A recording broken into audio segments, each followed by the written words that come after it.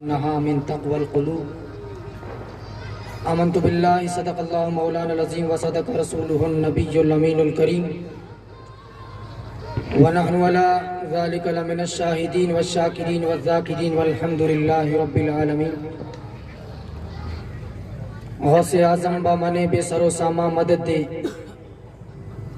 غوث اعظم بامن بے سر و ساما مدد دے، قبلہ دی مدد دے، کعبہ امام مدد دے، بگردہ بے بلا افتادہ کشتی، ضعیفانو شکستارہ تو کشتی، بحق کے خواجہ عثمان ہارون مدد کن یا معین الدین چشتی۔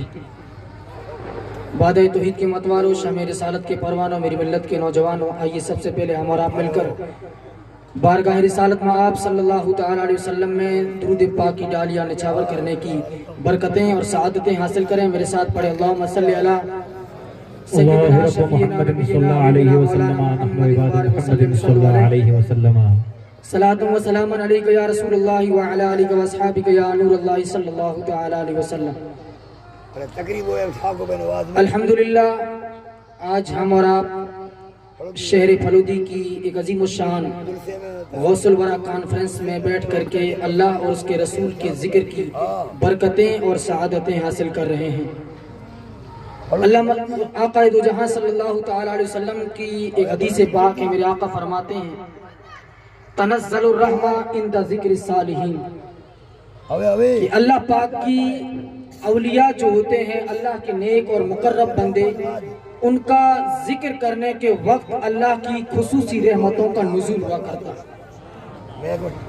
جس طرح انسان کا جسم پانی سے صاف اور ستھرا ہوتا ہے، اس طرح انسان کے اندر جو دل ہے، جس کے بارے میں میرے آقا فرماتے ہیں کہ وہ اگر درست ہے تو پورا جسم درست، اور اگر وہ خراب ہے تو پورا جسم خراب۔ تو جس طرح جسم کی میل پانی سے صاف ہوتی ہے، اسی طرح دل کی میل اللہ والوں کے ذکر سے صاف ہوا کرے۔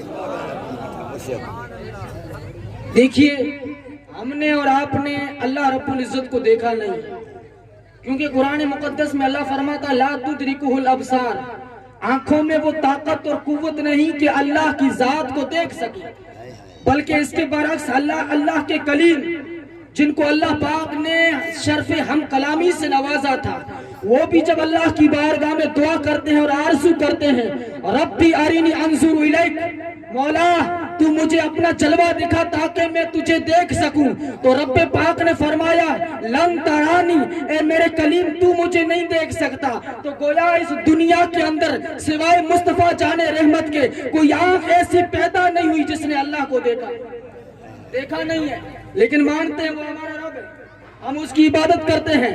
ایاک نعبد و ایاک نستعین، ہم اسی کی عبادت کرتے ہیں اور اسی سے مدد چاہتے ہیں، ہم اسے اپنا رب مانتے ہیں، لیکن دیکھا نہیں ہے۔ تو اللہ پاک نے بندوں کو اپنی ذات اور اپنی الوہیت کا اظہار کرانے کے لیے کچھ نشانیاں رکھی اللہ پاک نے دنیا میں، جسے اللہ پاک نے شعائر اللہ کہا ہے۔ دنیا کے اندر اللہ کی نشانیاں، کہ بندہ ان نشانیوں کو دیکھے تو اسے اللہ کی قدرت کا نظارہ ہو سکے۔ اسی کے بارے میں اللہ پاک فرماتا ہے وَمَن يُعَظِّمْ شَعَائِرَ اللَّهِ فَإِنَّهَا مِن تَقْوَى الْقُلُوبِ، جو بندہ اللہ کی نشانیوں کی تعظیم اور توقیر کرتا ہے تو یہ تعظیم اور توقیر کرنا کوئی شرک اور بدعت نہیں بلکہ دلوں کا تقوی ہوا کرتا ہے۔ اب اللہ کی نشانیاں کیا ہے؟ شعائر اللہ، اس کو ہم اور آپ سمجھتے ہیں۔ شعائر اللہ، قرآن مجید میں اللہ پاک نے 3 چیزوں کو خاص طور پر شعائر اللہ میں شمار کیا۔ ایک اللہ کے وہ مقرب اور پیارے بندے جس کو اللہ پاک نے اولیاء بنایا ہے، جس کے بارے میں قرآن مقدس فرماتا ہے الا ان اولیاء اللہ لا خوف علیہم ولا هم یحزنون، خبردار جو اللہ کے مقرب اور پیارے اور کلوس بندے ہوتے ہیں، نہ انہیں دنیا میں کوئی خوف ہے اور نہ وہ آخرت میں رنجیدہ ہو۔ وہ اللہ کے مقرب بندے اللہ کی اولیاء سے۔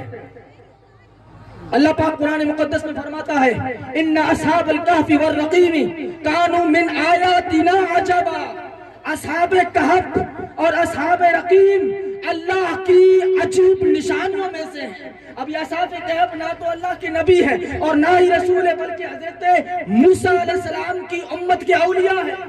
ان اولیاء کو اللہ پاک نے اپنی نشانیاں بتایا ہے، تو گویا ولی اللہ کو جس نے دیکھا ہے اس نے اللہ کی نشانی کو دیکھا ہے۔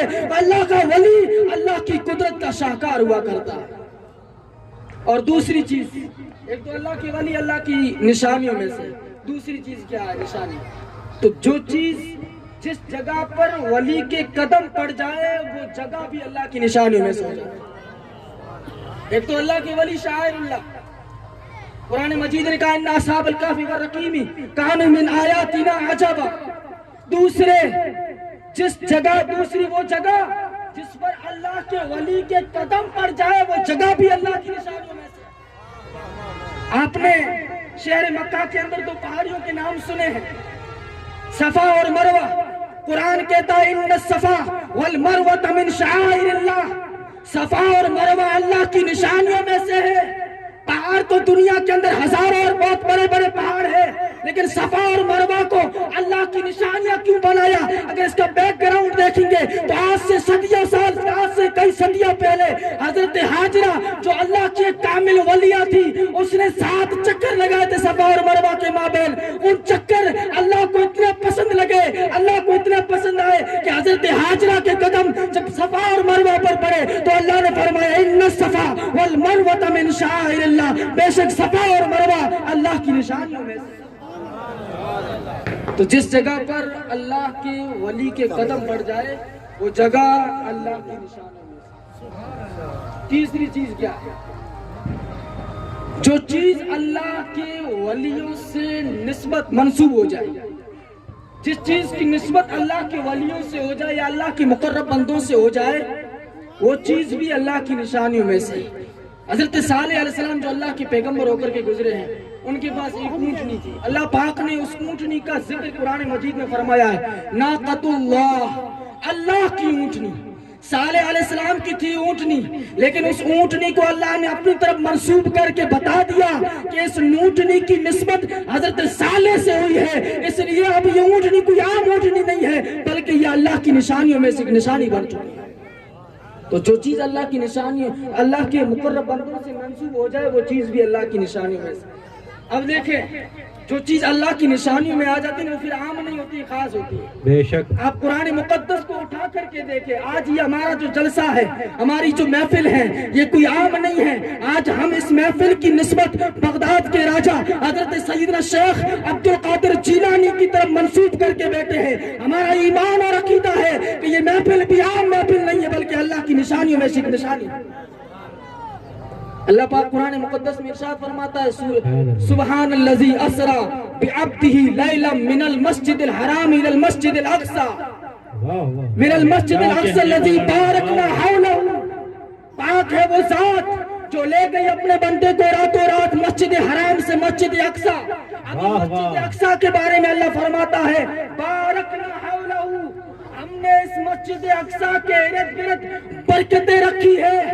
مفسرین اکرام لکھتے ہیں کہ اس مسجد کے ارد گرد اللہ کے نبی اور اللہ کے ولی آرام فرمائے، اس لیے اللہ پاک نے اس کو برکتوں والی جگہ بنا دیا۔ تو اب یہاں سے ایک بات سیکھ کے جائیں کہ جس جگہ پر اللہ کے ولی آرام فرما ہے وہاں پر سر ٹیک کر کے ان کی چوکھٹ پر حاضری دینا شرک اور بدعت نہیں ہے، بلکہ قرآن کہتا فَإِنَّهَا مِن تَقْوَى الْقُلُوبِ، یہ دلوں کا تقویٰ ہوتا ہے۔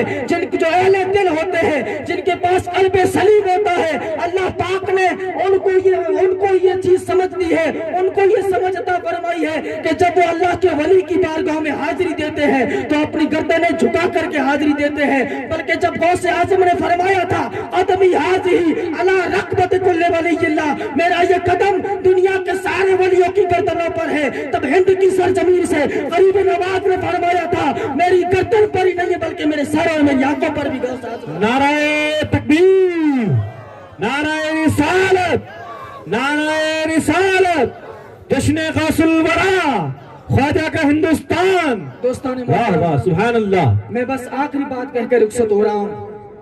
یہ جو محفل ہے نا، اس کی ہم نے نسبت رکھی ہے. میں نے آپ کو کہہ دیا ہے کہ جب انسان کسی چیز کی نسبت اعلیٰ چیز سے کرتا ہے نا تو ادنا چیز بھی اعلیٰ بن جاتا ہے. جیسے میں ایک مثال ہی دیتا ہوں آپ کو کہ آپ ایک پتھر کسی روڈ پر رکھیں, ایک ٹائل آپ روڈ پر لگائیں, آپ اس پر بغیر جوتے کے نہیں چل سکتے. اگر وہی ٹائل کسی مسجد میں لگ جائے تو ہم اس پر جوتا پہن کر نہیں چل سکتے. پتھر ایک ہی ہے, کوالٹی ایک ہی ہے, لیکن چونکہ پتھر کو روڈ سے نسبت تھی تو بغیر جوتے کے کوئی چل نہیں رہا ہے, اور اس پتھر کو مسجد سے نسبت ہو گئی ہے تو جوتا پہن کر کے کوئی نہیں چل سکتا. تو ہم نے اس محفل بے شک کی ہے. اور پھر سونے پہ سہاگا یہ ہے کہ آج ہماری اس محفل کی صدارت اور سربراہی فرمانے کے لیے غوث اعظم کا شہزادہ ہی تشریف لا رہا. بے شک. اور ایک حدیث پاک میں ہے آقا دو جہاں صلی اللہ علیہ وسلم ارشاد فرماتے ہیں اتقوا فراست المومن فانه ينظر بنور اللہ. مومن کی فراست سے ڈرو, مومن کی نظر کیمیا سے ڈرو, اس لیے کہ وہ آنکھ تو اس کی ہوتی ہے مگر اس کی آنکھ میں اللہ کا نور ہوا کرتا ہے. اور جب بندہ ولی اللہ کی صحبت میں بیٹھتا ہے تو ولی اللہ اس کے دل پر لکھی ہوئی تختی کو پڑھ لیا کرتے ہیں. دل کی تختی پر جو بھی لکھا ہوا ہوتا ہے اللہ کے ولی اسے پڑھ لیا کرتے ہیں. تو ایسی محفلوں میں جب بیٹھیں تو ادب کے ساتھ بیٹھیں. اور آقا دو جہاں صلی اللہ تعالی علیہ وسلم کے بارے میں قرآن مقدس فرماتے ہیں, قرآن مقدس نے فرمایا لا اقسم بهذا البلد وانت حل بهذا البلد, قسم ہے مجھے شہر مکہ کی, قسم ہے مجھے شہر مکہ کی. کیوں؟ اس لیے کہ محبوب آپ وہاں پر جلوہ فرما ہے, تو جس جگہ محبوب جلوہ فرما ہو جائے اللہ پاک اس جگہ کی قسم کھاتا ہے. تو ہمارا تو ایمان و عقیدہ ہے کہ آج ہم مصطفیٰ کی محفل یہاں سجا کے بیٹھے ہیں تو ہمارا ایمان کہتا ہے کہ بے شک مصطفیٰ مدینے سے اور غوث اعظم بغداد سے ہمارے منبر پر تشریف. اس لیے دوستو ایسی جگہوں پر جب بیٹھیں تو ادب کے ساتھ بیٹھیں. انشاءاللہ الرحمن ہمارے خطیب خاص اور ہمارے جو علماء کرام ہیں آپ کو اس تعلق سے بہترین بیانات سنائیں گے. میں آخر میں اللہ پاک سے دعا کرتا ہوں کہ جو کچھ کہنے میں کمی غلطی ہوئی ہے اللہ پاک اپنے محبوب مکرم نور مجسم صلی اللہ تعالی علیہ وسلم کے صدقے تو پھیل معاف فرمائیں. وما علینا الا البلاغ. السلام علیکم ورحمۃ اللہ وبرکاتہ. وعلیکم السلام.